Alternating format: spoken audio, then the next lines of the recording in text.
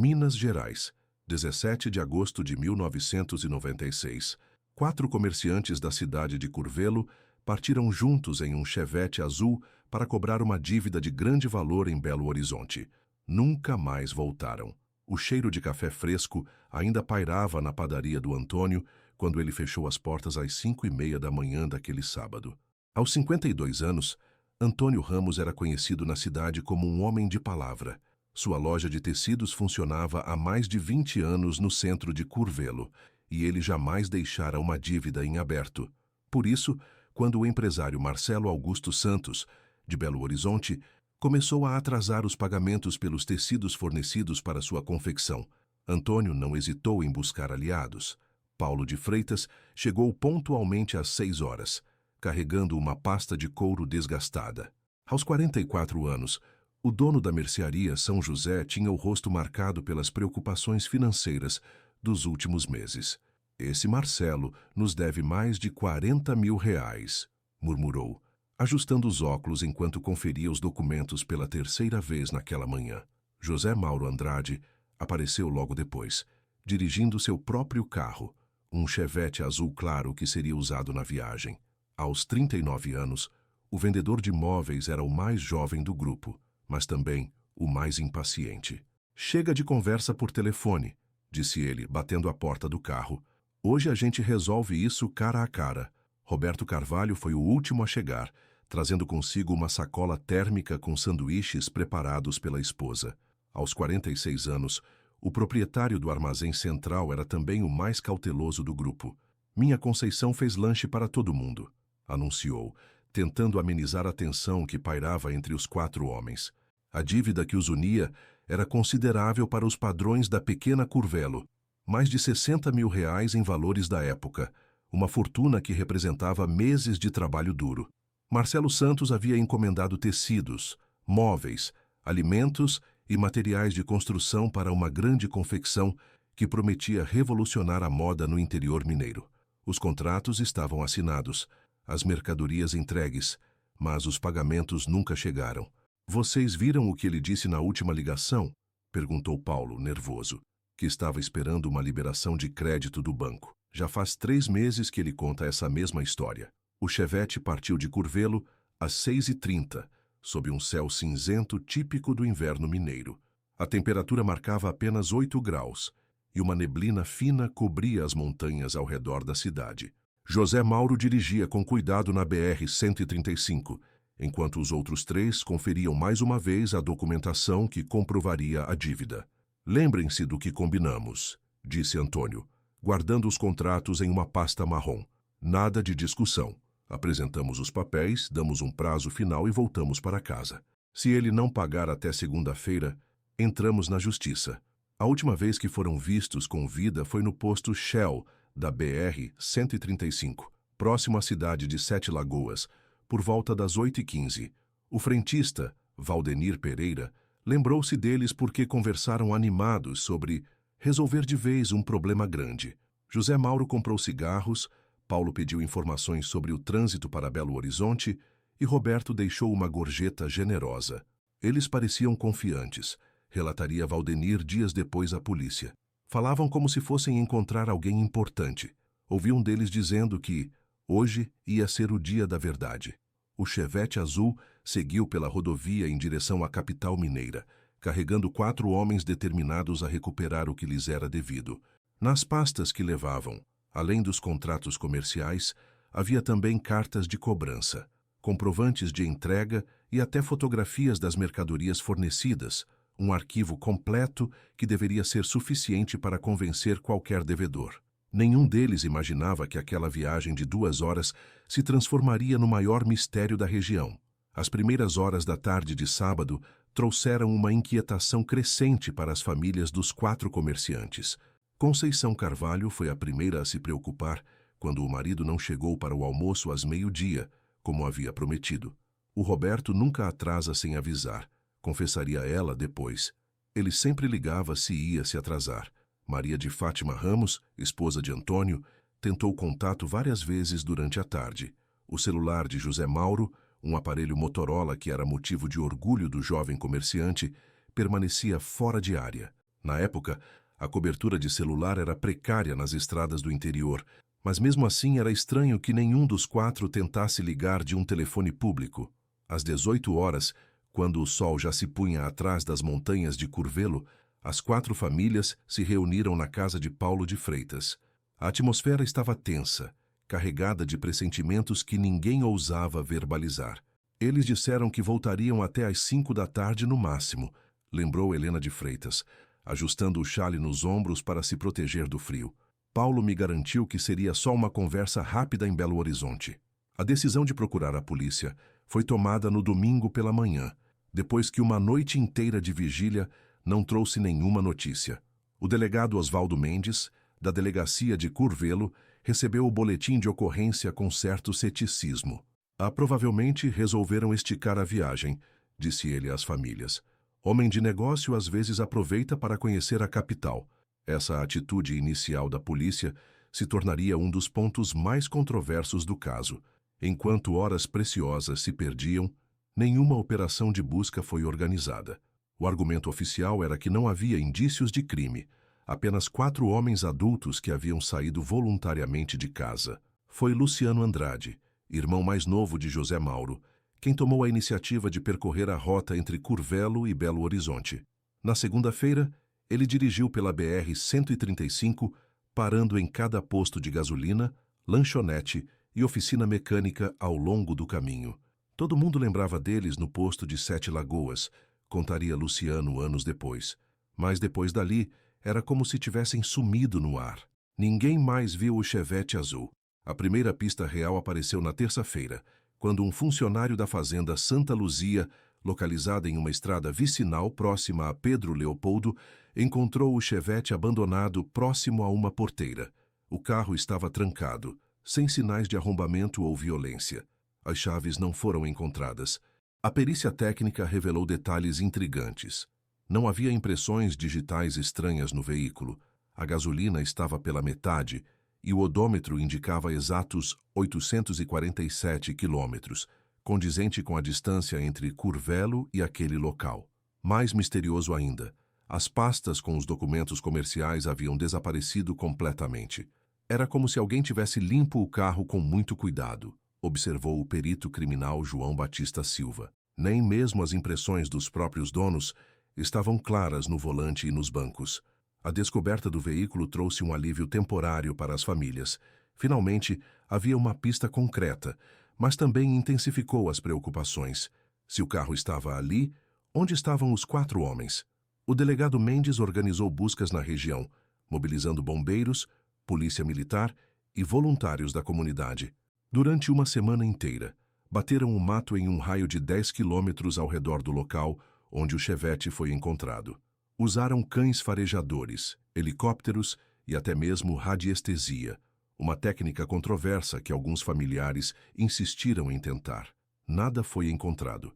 As investigações oficiais começaram a esbarrar em obstáculos inesperados. O empresário Marcelo Augusto Santos, o suposto devedor, não foi localizado em Belo Horizonte. O endereço comercial que constava nos contratos levava a um galpão vazio no bairro Eldorado. Vizinhos disseram que nunca houve uma confecção funcionando no local. Foi aí que percebemos que estávamos lidando com algo muito maior do que uma simples cobrança, admitiria o investigador Carmo Reis anos depois. Então começamos a suspeitar que os 4 comerciantes podem ter sido vítimas de um golpe muito bem elaborado. As semanas se transformaram em meses e o caso dos 4 comerciantes desaparecidos se tornou assunto obrigatório nos bares e praças de Curvelo. Teorias se multiplicavam: sequestro, execução, fuga voluntária, envolvimento com negócios ilícitos. Cada boato era mais fantasioso que o anterior. Maria de Fátima Ramos, viúva de Antônio, desenvolveu o hábito de sentar na varanda todas as tardes, olhando fixamente para a rua por onde esperava ver o marido retornar. Eu sei que eles estão vivos em algum lugar, repetia ela para quem quisesse ouvir. Um dia eles vão voltar para casa. O tempo, no entanto, foi implacável. A loja de tecidos de Antônio fechou 6 meses depois. A mercearia de Paulo foi vendida para pagar dívidas. O negócio de móveis de José Mauro faliu. O armazém de Roberto foi assumido pela família, Curvelo perdeu não apenas 4 comerciantes, mas uma parte de sua identidade econômica e social, e o mistério permanecia intocado. Maio de 2018, 22 anos depois, a reforma da antiga sede do Banco do Brasil em Curvelo revelaria o primeiro vestígio concreto dos 4 comerciantes desaparecidos desde que seu Chevette foi encontrado abandonado em 1996. Joaquim Pereira, pedreiro responsável pela demolição de uma parede do subsolo, interrompeu o trabalho ao ouvir um barulho oco vindo de dentro da alvenaria. Parecia que havia um espaço vazio ali dentro, contaria ele depois. Coisa de construção antiga, provavelmente um esconderijo para guardar documentos importantes. O que ele encontrou ao abrir cuidadosamente a parede foi uma caixa metálica enferrujada, do tipo usado para guardar documentos em escritórios dos anos 90. Dentro dela, preservado pela umidade controlada do esconderijo, estava um mapa rodoviário de Minas Gerais com anotações feitas à mão. O mapa estava dobrado exatamente na região entre Curvelo e Belo Horizonte. Círculos vermelhos marcavam 3 pontos específicos: o posto Shell, onde os comerciantes foram vistos pela última vez, a fazenda Santa Luzia, onde o carro foi encontrado, e um terceiro local, uma antiga mineração desativada próxima à cidade de Matozinhos. Mas o mais impressionante eram as anotações manuscritas nas margens do mapa. Com letra firme e clara, alguém havia escrito: sábado 17/08, 8h30 posto, 10h15 desvio km 47, R$11 local combinado. E ainda, em outra cor de caneta: documentos, cofre escritório, chaves, rio atrás da casa. A descoberta foi comunicada imediatamente à Polícia Civil. O caso, que havia sido arquivado em 2001 por falta de provas, foi reaberto sob a coordenação do delegado Marcos Vinícius Almeida, especialista em casos antigos. Esse mapa muda completamente nossa compreensão dos fatos, declarou Almeida à imprensa. As anotações sugerem que o desaparecimento foi planejado com antecedência e que alguém conhecia exatamente os movimentos dos 4 comerciantes. A análise grafotécnica do material foi enviada ao Instituto de Criminalística de Belo Horizonte. Os peritos compararam a caligrafia com amostras de documentos dos 4 desaparecidos, mas o resultado foi inconclusivo. A letra não pertencia a nenhum deles. A investigação se concentrou, então, na história do próprio Banco do Brasil. O prédio havia funcionado como agência bancária entre 1987 e 2005, quando foi desativado e permaneceu fechado até a reforma. O subsolo era usado como cofre e arquivo morto, com acesso restrito a funcionários graduados. Gilberto Nascimento, ex-gerente da agência entre 1995 e 1998, foi localizado em Brasília, onde trabalhava como consultor financeiro. Sua reação ao saber da descoberta do mapa foi de genuína surpresa. Nunca soube de nada escondido naquelas paredes, garantiu ele por telefone. Mas posso confirmar uma coisa. Em agosto de 1996, houve muito movimento estranho na agência. Pessoas perguntando sobre empréstimos grandes, transferências para outras cidades, essas coisas. O depoimento de Nascimento trouxe à tona uma informação que havia passado despercebida na investigação original. Nos dias que antecederam o desaparecimento, alguém havia feito consultas detalhadas sobre as finanças dos 4 comerciantes. Não foram encontrados registros oficiais dessas consultas, mas funcionários da época lembravam de um homem bem vestido fazendo perguntas específicas. Ele dizia que era advogado, que estava verificando a situação patrimonial dos clientes para um processo de cobrança, recordou Vera Lúcia Santos, ex-funcionária da agência. Na época achei normal, mas agora, pensando bem, ele sabia detalhes demais sobre os negócios de cada um. A mineração marcada no mapa se tornou o próximo foco da investigação. A mineração São Pedro havia funcionado entre 1982 e 1994, extraindo minério de ferro de uma pequena jazida. Quando fechou, deixou para trás túneis, equipamentos abandonados e uma casa de administração em ruínas. A equipe de investigação chegou ao local numa manhã fria de junho. A propriedade estava coberta pela vegetação típica do Cerrado Mineiro e a entrada da mina principal estava parcialmente obstruída por pedras soltas. A casa de administração, construída em tijolo aparente, mantinha ainda algumas paredes de pé. Foi ali que encontraram o segundo vestígio, um cofre pequeno, enferrujado e com a porta entreaberta, enterrado sob entulho no que havia sido o escritório da mineração. Dentro dele, documentos comerciais em estado precário de conservação, mas ainda legíveis. Eram cópias dos contratos que os 4 comerciantes levavam consigo na viagem fatal. Contratos de fornecimento de tecidos, móveis, alimentos e materiais de construção para a empresa de Marcelo Augusto Santos. Mas havia algo mais. Recibos de pagamento que provavam que parte da dívida havia sido quitada semanas antes do desaparecimento. Os comerciantes não sabiam que Marcelo já havia começado a pagar, concluiu o delegado Almeida. Alguém interceptou esses pagamentos e os manteve em segredo. A viagem deles foi baseada em informações falsas. A descoberta do cofre trouxe uma nova dimensão ao caso. Não se tratava apenas de um crime passional ou de uma cobrança que terminou mal. Havia um esquema financeiro complexo por trás do desaparecimento, envolvendo interceptação de pagamentos e manipulação de informações. O mapa havia revelado apenas o começo de uma conspiração muito maior. A terceira anotação no mapa, Chaves, rio atrás da casa, levou os investigadores ao córrego que passava nos fundos da propriedade da mineração desativada. Com a água baixa devido ao período de seca, o leito do rio expunha pedras e sedimentos acumulados ao longo de décadas. Foi um mergulhador da Polícia Civil, André Luiz Costa, quem encontrou o molho de Chaves a apenas 2 metros da margem, enterrado na lama sob uma pedra grande. Eram as chaves do chevette azul de José Mauro, ainda presas a um chaveiro com a miniatura de uma bicicleta, presente que ele havia ganhado do filho no Natal anterior. A descoberta das chaves confirmou que a mineração São Pedro estava diretamente ligada ao desaparecimento, mas também trouxe uma nova pista. Junto com as chaves, havia um pequeno papel plastificado com um número de telefone manuscrito. O número pertencia a uma linha fixa de Belo Horizonte, que havia sido cancelada em dezembro de 1996. A investigação dos registros telefônicos daquele período revelou que o número estava registrado no nome de Osvaldo Pereira Gomes, contador de 54 anos que mantinha escritório no centro da capital mineira. Gomes havia falecido em 2003, vítima de um infarto, mas sua viúva, Dona Aparecida, ainda morava no mesmo endereço.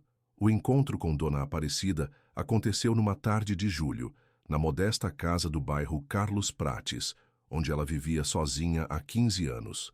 Uma mulher de 78 anos, cabelos completamente brancos e mãos trêmulas, ela recebeu os investigadores com a desconfiança natural de quem já havia sofrido muito na vida. Osvaldo nunca me contou nada sobre negócios, disse ela inicialmente. Ele dizia que era para me proteger, que eu não precisava saber dessas coisas. Mas quando os investigadores mencionaram especificamente o ano de 1996 e os 4 comerciantes de Curvelo, o rosto de Dona Aparecida mudou completamente. Ela se levantou da poltrona, caminhou até um armário antigo e retirou de uma gaveta um envelope amarelado.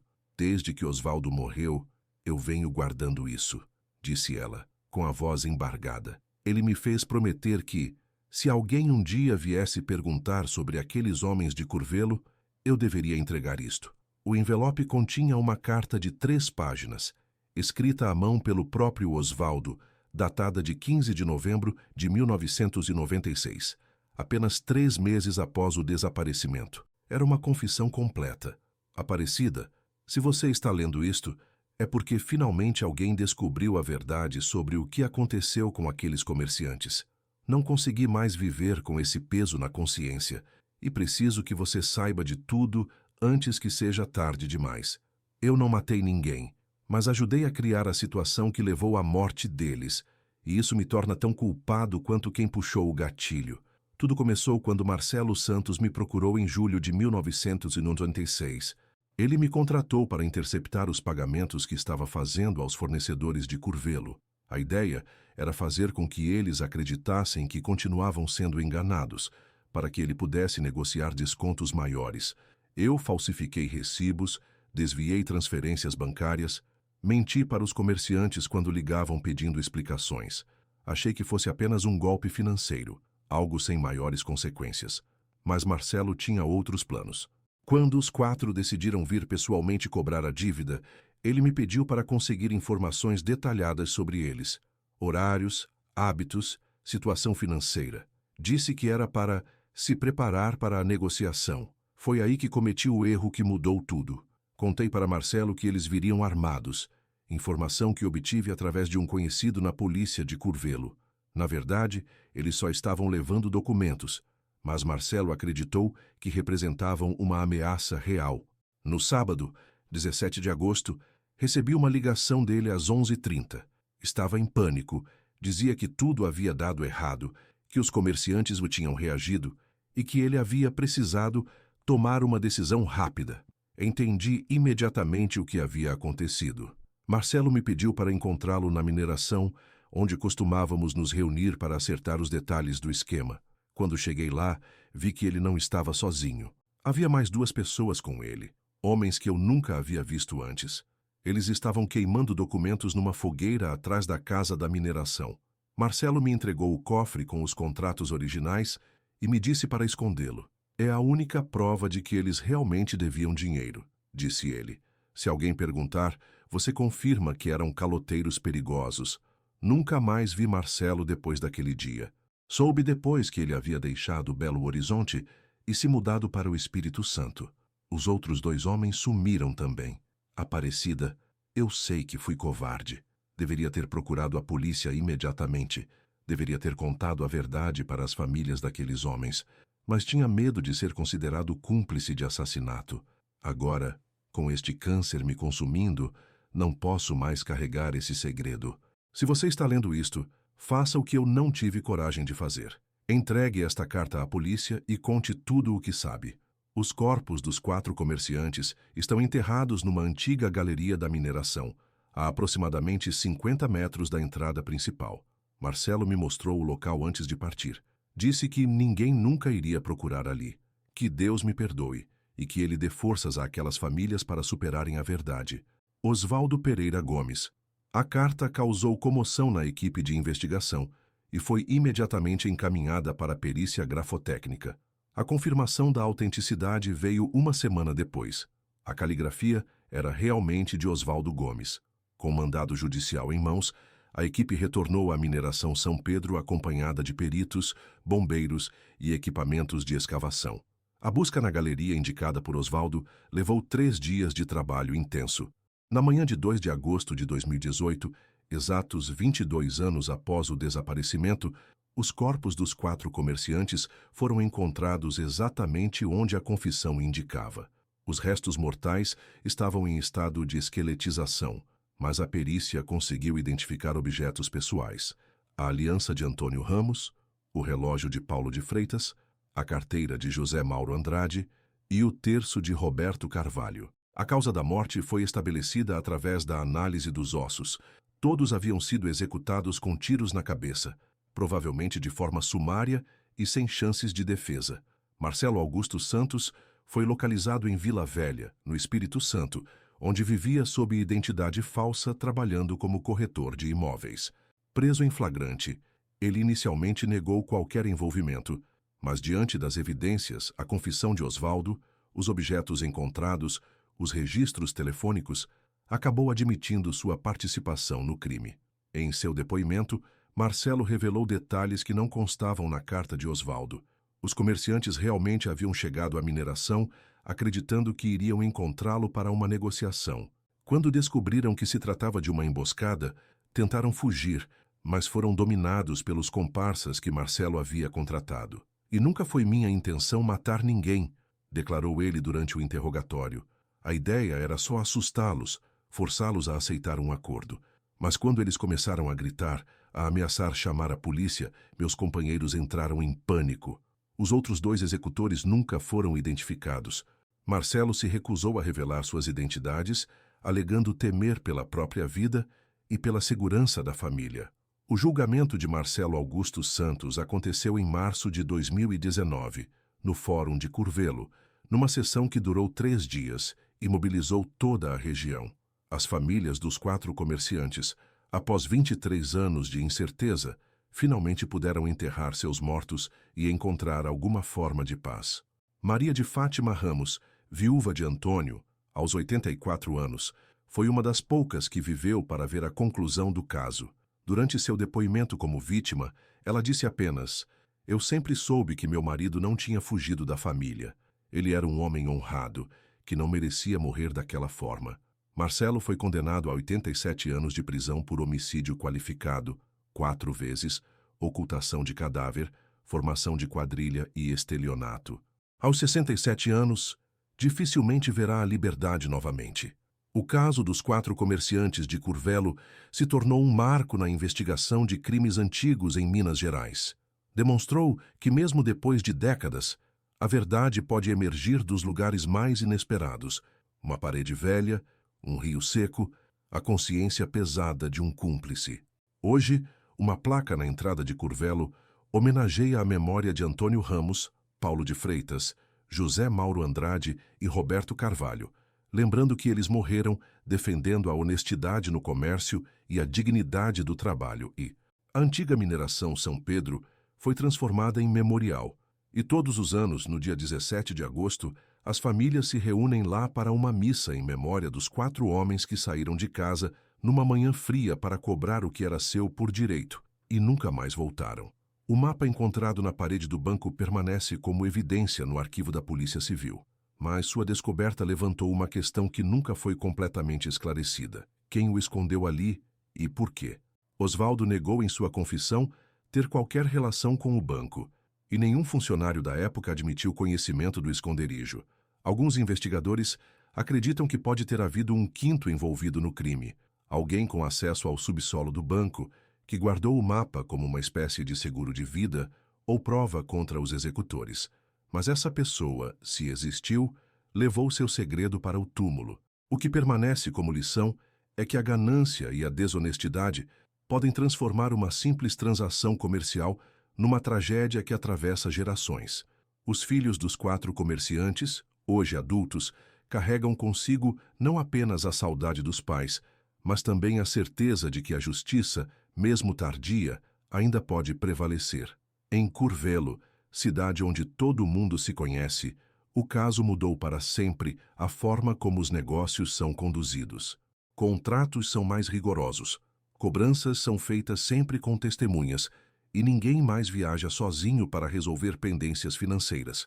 A memória dos 4 comerciantes vive não apenas nas placas e memoriais, mas na cautela diária de uma comunidade que aprendeu, da forma mais dura possível, que nem sempre as pessoas são o que aparentam ser. E nas noites frias de agosto, quando o vento corta as ruas de Curvelo, ainda há quem jure ouvir o som de um chevette azul passando devagar pela cidade, como se seus ocupantes finalmente tivessem encontrado o caminho de casa.